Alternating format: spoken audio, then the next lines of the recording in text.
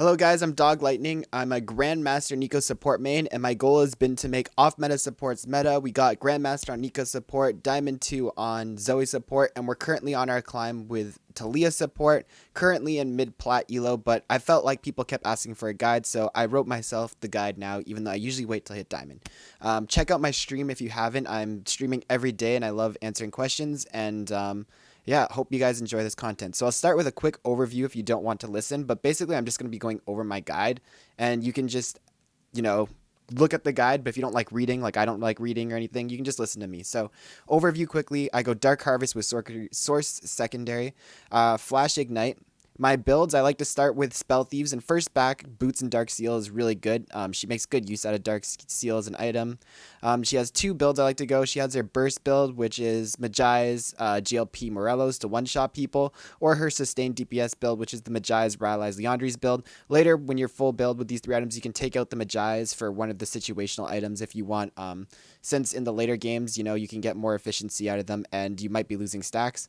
I max my Q, E, then W, and in general, I'm not going to go through all the threats and stuff, but in general, she loses to most engaged supports. You can see here, it's pretty much all the tank engaged supports. She doesn't really have a good way to stop them from jumping on her, and if she's walking out to poke, they can just like engage on her. And her most ideal ADC synergies are the ones who have CC, so that she can follow up with a full combo. So you'll see that the best ADCs are the ones that have some sort of CC that she can combo off of. So anyways, pros and cons of Taliyah. She has really good base damage, which is like a really big thing for supports. You don't really need items to do damage on her. She has amazing roam potential since her passive gets her move speed when hitting the walls, and her combo, again, one-shots, and if you roam in one-shot, that's really good. She has pretty decent peel. She has a good lane bully. You can one-shot if you find your combo, and good pick potential, right? Her cons is it's pretty hard to hit her combo without setup, which is why the best ADCs with her are the ones who have some sort of CC. She's low range, so she can be abused and poked. She's squishy, can get one shot. She has bad vision control. Because of her low range, she can't really walk up and Q bushes. If they're in it, they'll just kill her. Her only way is to use her W to check, and it's a pretty long cooldown. And she's terrible into tank supports. So the pros. So the main pro is that she has insane damage and insane roaming. So she can just one-shot anyone with a combo. You hit your W into an E, they're pretty much dead. Hit them with those Qs and they're blowing sums or they're dead. And her roaming is actually like insane. I like to run Relentless Hunter and Celerity on her to really like highlight this. Quick cool thing is, like, I tested, if you go Thresh, for instance, with like Thresh runes with Boots of Mobility, you'll actually move slower than Taliyah with Sork Boots. Taliyah with Relentless Hunter Celerity using her wall passive moves faster than like tank supports with Moby Boots. So you can out roam while not even sacrificing your damage potential. It's actually like kind of insane, right? Again, her ADC combos are the ones who have CC. If the ADC doesn't have CC, it's usually pretty hard to get kills in lane. The enemy can dodge your abilities. You're usually going to be focused on roaming in those lanes. So for summoner spells, I currently like to take Flash. Obviously, every champ is super important. She's squishy. If you want to do anything like aggressive, you're going to be at risk of dying. So Flash is really, really important. But there's Ignite and Exhaust. I personally haven't really ever taken Exhaust, although I think Exhaust is probably fine into certain lanes. I think Taliyah, if you're playing her, you're really looking for one-shots and snowballing. And if you don't take Ignite, you're really missing out on that opportunity. So I would say that Exhaust is usable maybe if their team has like a Zed, or bot lane they have a Tristana or Yasuo, but I would look for Ignite. A lot of the times when you're like hiding in the jungle and looking for picks, you get the kill on the enemy by like one tick of Ignite, and if you didn't have Ignite, they would have got away. I think Ignite is super important on this champ, so I usually would go Flash Ignite, but Flash Exhaust is fine too if you're in a really hard matchup. So runes. So I like Dark Harvest. I think Dark Harvest is amazing on her. First of all, in the bot lane, there are two champions, which means if you kill one, it automatically comes off cooldown. You can use it again, so you can proc it twice in one fight, which is huge. Second of all, her Qs cannot proc electrocute on their own, and a lot of the times you're gonna like miss your combo, but you're gonna be shooting them with Qs, and like the first two rocks get Dark Harvest procced, and then the third or fourth or fifth rock you have to connect to proc it, right? So you can just be shooting Qs at people and procking them, especially mid game when you're walking around just shooting Qs. It's really easy to proc Dark Harvest. Electrocute is fine. It's more off of her one-shot combo, so if you land your one-shot combo, you hit Electrocute. Electrocute, I would say, is good if they have champs like Soraka or something, and you think it's gonna be hard to get them low HP for Dark Harvest. Relentless. Also, if their team has a bunch of immobile champions and you think you'll really be able to just hide in the jungle and find one-shots. But overall, I think Dark Harvest is the best on Taliyah. It's so good, man, especially in the bot lane where you have two people to proc it off of. So next is Cheap Shot and Taste of Blood. Well, I think they're both equally as viable. I usually go Cheap Shot because, again, Taliyah, your goal is to be one-shotting people. She's not really good at trading. She's low range, and you're going to lose a lot of trades. You're usually Taste of Blood just isn't as useful. I think, in my opinion, it's really easy to proc Cheap Shot on her, and I think it just helped you with your one-shot. But Taste of Blood is also more than fine. So Zombie Ward and Ghost Poro. The way I've always said it in all my guides is Zombie Ward is like a high elo thing and Ghost Poro is a low elo thing. So in high elo, maybe like diamond above, the enemy supports are going to ward a lot around objectives and you'll be able to sweep them and get your own vision down, which is really useful. In the lower levels, the enemies are less likely to ward, which means if you sweep where I'm right now in like diamond, maybe finding like 4 or 5 wards, to like I go over and I sweep 3 wards, you might sweep and only get 1 ward. It might be hard to stack this, where in the lower elo, it's like the opposite, right? The enemy team is less likely to sweep because it's lower elo, so it's more likely that your wards will be able to convert into Ghost Poros. So lower elos, I think Ghost Poros better because enemies not sweeping as much and you can convert. And higher elo, I think Zombie Ward's better because the enemy team's warding more and you can sweep them and get wards. Also in higher elo, because the enemy's sweeping more, again, it's hard to convert Ghost Poros. So I think Zombie Ward high elo, Ghost Poro low elo. Ravenous and Relentless. Again, for me personally, I think Relentless Hunter is like the go-to for this champion. You're an early game roamer, right? You want to be snowballing, and Relentless Hunter with your passive is rock surfing is insane. Rock surfing gives you 20 to 45% bonus movement speed out of combat. You pair that with Relentless Hunter and you're zooming faster than a support with boots and mobility around the map, able to make picks and do stuff. Now, Ravenous Hunter, if you aren't that good at roaming and you know you're just going to AFK in lane, Ravenous Hunter is fine. It really doesn't do that much early, but once you get about your 2 item spike, it really starts to scale. For sure, scaling wise, Ravenous is better. Late game team fights, you can be healing like 500 to 600. But me personally, I think Taliyah is an early game support that you want to be roaming, getting leads, and Relentless Hunter does that. So for secondary, there's 2 options. For me personally, I really like Monoflow Celerity, but most Taliyah mains will cringe and say Presence of Mind, Coup de Grace. For me, there's the difference. So this is the mana option. Let's talk about these first, right? So there's Monoflow Band and Presence of Mind. One, Monoflow Band, you can start proccing early in lane. So after your first back, you're already getting like Monoflow extra mana. So it's helping you early, where Presence of Mind only helps you after you've gotten your first assists and kills. So for early game, Monoflow Band's better. Let's talk about mid game. As a mid laner, you're usually clearing waves, right? You're using your EW combo to clear a wave, which costs a lot of mana. As a support, you're not using your EW to clear waves. You're usually just walking around looking for picks. You're usually not as low mana. So for a mid laner, yes, Presence of Mind is great. You're low mana. You need the Presence of Mind so that in a team fight, you can get all your mana back. But as a support, you're usually not coming into a fight half mana. Like a mid laner, you come to a fight and you're like half 25% mana. You get that first pick and you get all your mana back. Support, you're coming into a team fight at like 75% mana. And you might at the end of the fight, but like you have Monoflow Band to give you mana back. Since you're getting mana items that give, and this heals for gives you mana back on percent missing, I think Monoflow Band is just good enough for support. And the reason I think that you want to go Monoflow Band over Presence of Mind is for the second point. So Celerity, Coup de Grace. So Coup de Grace is really good for a mid laner when you're getting all those items and doing damage, but for support, I find by the end of my games it's doing like 300 damage by the end of the game. It's really not that much. As I said here, Legend Tenacity is also if they have CC. For me personally, it's all about that roaming early game. Getting 12 extra move speed level 1 is actually like insane, and once you complete your boots, you're getting 20 move speed. Like when you combine this 20 move speed with your Relentless Hunter, with your passive, you are zooming across the map. Even mid game, when you're rotating between top and mid and stuff, you're just zooming. Like there's no other word but to say zooming. Like you want to be mid-game hiding in the jungle between waves and being able to rotate mid or top or rotate mid and bot depending what side you're on. And this move speed with Relentless Hunter Celerity will just make you with your passive move super quick. And for the final runes, obviously AP, and then armor or magic resist depending on the lane you're against. So abilities. This doesn't really have as much to do with support, but I'll quickly tell you guys the abilities. So as I've been talking about, the passive rock surfing, you get move speed while you're walking beside walls out of combat. You can use this to roam, but also a cool thing you can use in lane, which is cool in the bot lane that you can't really do because there's no walls, is you're hiding in the bush, right? And then you use the move speed to come out, and you use that move speed to get in range to land your combo. So I'll talk about that more when I get to the E, because you combo this with your E. So threaded volley, you're shooting 5 rocks at the enemy. It creates a circle on the ground. When you're standing in that circle, your next Q only costs 1 mana, but it only throws 1 rock. So in general, you early game want to create a circle, and then you kind of just want to stay in that circle and always throw 1 rocks out, because you're not really a poke mage, you're an all-in mage, and if you create too many circles all over the place, it's going to be hard for you to find all-ins, because then when you go for your all-in, there's going to be so many circles, you're not going to be able to throw out your 5 rocks. So remember, you cast 5 rocks, and it creates a circle, and when you're in that circle, you only throw 1 rock. And you don't want to create too many circles on the ground, because you want to have space to do it. Sometimes I like to create, like, maybe do it twice or 3 times in a row in an area and create there, but leave the other side open, so when I'm going for a pick, I can go to where I have no circles on the ground, so I can go and do a full combo.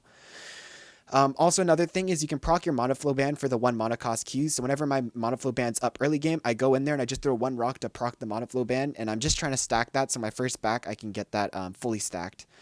Seismic Shove is the circle, and knocks people back. I'll talk about that in a second after I talk about the E. So the E puts an AoE slow zone in the ground, where if the enemy dashes through it, they take damage, right? So again, comboing that with your passive, you can use your passive to get move speed to get in range to put the slow under them. And then you use your 5-minute shove, like I said, is going to come back and knocks people. So you put your E down and you knock them back into your E, and they take a bunch of damage. So you W, and as they're getting flung, you throw your E out, they take all the damage, and you start throwing your Qs at them. That's your full damage combo, and you do a lot of damage. It's insane. You can one-shot. In a team fight, usually your seismic shove. So when you're going for picks, you knock them towards yourself and put your E down. In a team fight, it's usually the opposite. You put your E down for zoning, they come into you, and then you knock them away from you back into the E. Finally, Taliyah's last is her ultimate. It makes a big wall that you can either place it or you can ride it to travel. It's really good for roaming. It's really good for making picks. In the bot lane, you can make a wall behind your enemy bot laners and then fight them. There's nowhere for them to run. Or you can see mid needs a fight. You can go make a wall towards mid and ride it mid and come help. Super, super versatile spell. You could honestly make a 40-minute guide just talking about this spell. Like, there's so many ways you can use it.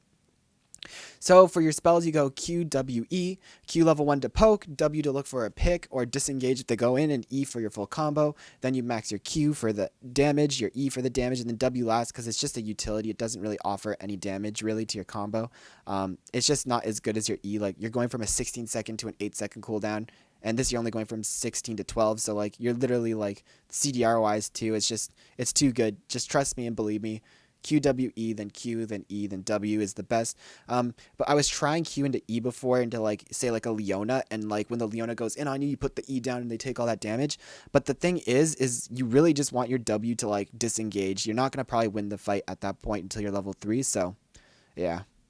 So items, Spell Thieves, Relic Shield's not that great for Taliyah. She really has mana issues early in lane. I find with Spell Thieves, after the last special to the mana regen, it's a perfect item. I build it and I'm not running in lane. Really good item, extra AP, good stuff. Dark Seal, super good on Taliyah. Usually as a support, the enemy shouldn't be targeting you. If they do, they're probably going to lose the fight. So if you lose your stacks, it's like you won the fight anyway, so it's okay. And in a team fight, since you're throwing out your Qs and you throw so many, you're usually tagging multiple enemies. So you're going to get like 2, 3, 4 assists every fight. So it's really easy to start stacking this up, and it's free mana. So I really am a fan of Dark Seal on Taliyah support. Boots of Sorks, super good, extra AP pen, you know, you're just trying to one-shot people. So your core items here, GLP, I run GLP when the enemy team, it's really important, you don't want to do it if the enemy team has a bunch of mobile champs, because if you GLP them and then LeBlanc W's away, you can't land your W. But if they have like a Jhin or a Cassiopeia, and you GLP slow them, you can land the free W into E one-shot combo, so I really like GLP. People always ask me, why not Ludens? For me, Ludens is more of a solo lane. The passive, you can proc often. It's for wave clear to help you push waves and stuff. For support, you want the burst. GLP, actually, people don't realize this, but the active from GLP heavily outdamages the passive from Ludens. So for an all-in combo, GLP outdamages. For utility, GLP is better. In terms of gold efficiency, you're only losing 10 AP, but you're spending 400 gold less. So like, say you could get GLP plus Dark Seal, and that's 10 AP. So for the same cost, you're getting the same amount of AP, which this can also snowball, where you could only get Ludens without the Dark Seal to get the same amount of AP. So AP wise, it's actually equivalent, if you count the fact that it's a cheaper item. And then finally, brain fart. Well, you know, it was a good run, guys. It was a good run. We'll come back to it if I remember my last point. Oh, right, the build path. Sorry, guys. We're back. The build path. Ludens builds from the whatever rod that's 850 gold. right? And you don't really want to like, it's not that bad, 850 gold for back, but you can build the revolver for 1050 and it builds from 2 amp tomes, so it just has a better build path. You have more likely to be able to back and actually get components for it. Better build path, better damage, better utility, better item than Luden's for a support. So then you have your Rylai's. So Rylai's is really good versus super kiteable champions, like say they have like tanks or and stuff. Rylai's is super good because you can spam Qs and every Q that tags them keeps the slow going. It's really good for chasing people down, kiting. It's also a lot better versus the mobile champs. So say they have, like I said, those mobile champs, say like an Irelia, you GLP and try to W and she dodges it with a dash and now she's in your face. With GLP, with Rylai's, you're getting health, so you'll be a bit tankier from that Irelia and you can keep slowing her as you walk away, and as you keep tagging her with slows, eventually she's going to run out of mobility spells and then you can use your knockback when she's out. So versus mobile GLP and mobile one-shot champs, Rylai's versus mobile champs. Next, you have your Liandry's. Liandry's is super good. It has the thing where it ramps up your damage extra 10% extra damage. Since you're spamming Qs in fights, you ramp that 10% extra damage really quick. And when you combine this with Rylai's, you're doing the double damage burn on all your Qs land. You can shred tanks. It doesn't matter that you're not like a big wealthy mid laner. You get 2-item spike of Rylai's Liandry's versus an Ornn, and you can shred that Ornn. It's kind of insane. So versus tanks, this double combo. Versus mobile champions, Rylai's versus immobile champions, GLP.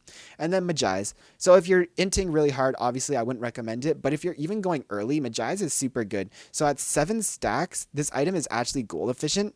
And again, as a mid lane, as a support, you don't have as much income, so it's a cheap item. If you end up dying and losing all your stacks, it's not a big deal. In a team fight, you tag 2-3 people and win the fight. That's 6 stacks you just got right there for 3 assists, right?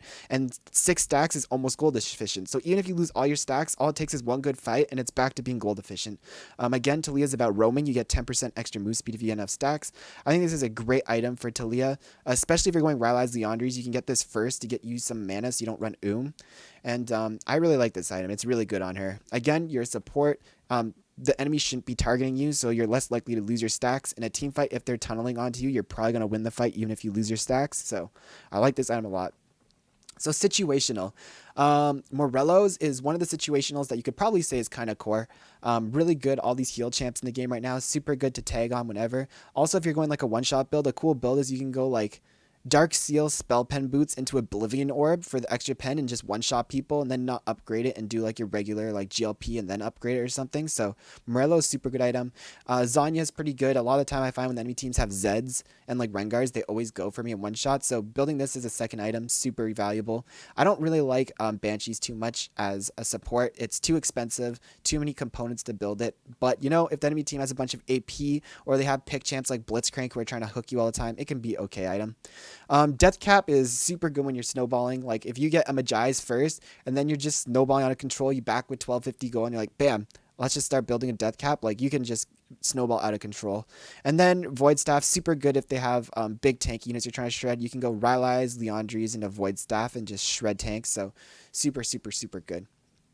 All right, we'll try not to keep this video too long. There's the early game, mid game, and my conclusion is just me thanking you guys. So level 1, you have 2 options. You either can get an angle on the enemy by walking past the minion line and try to shoot Qs at them for damage. And the second option is you just shove the wave with your Qs to make sure you hit 2 first. So say you're facing a Blitzcrank. If you walk up to Q, he'll hook you. You're facing, I don't know, some other champion who has a skill shot. You want to dodge a Thresh hook. I don't know, some other random champ. They have like an Ezreal and a Lux. And if you walk up to Q, they're going to both poke you. You can use your Qs to push the wave. If they have champs that can't abuse you if you do that, say they have like an Alistair and a Lucian, you can just walk up and poke. So those are your 2 options. If you hit 2 first, you can look for a W and a Q combo to get from some free sums. But be careful if they hit 2 at the same time. I usually find it's better to just chill until level 3 and just save it for disengage. At level 3, if you can land a WEQ onto an ADC, you're almost always going to 100% kill them or you're going to get all their summoners out. So it's super, super, super good once you hit 3. So once you hit 3, if you're in a lane where you can't get kills, don't forget she's an amazing roamer, guys. You can just use your Q to push the wave. As soon as the wave hits tower, ping your ADC B so they know, yo, chill out, I'm roaming. If you die, it's your own fault.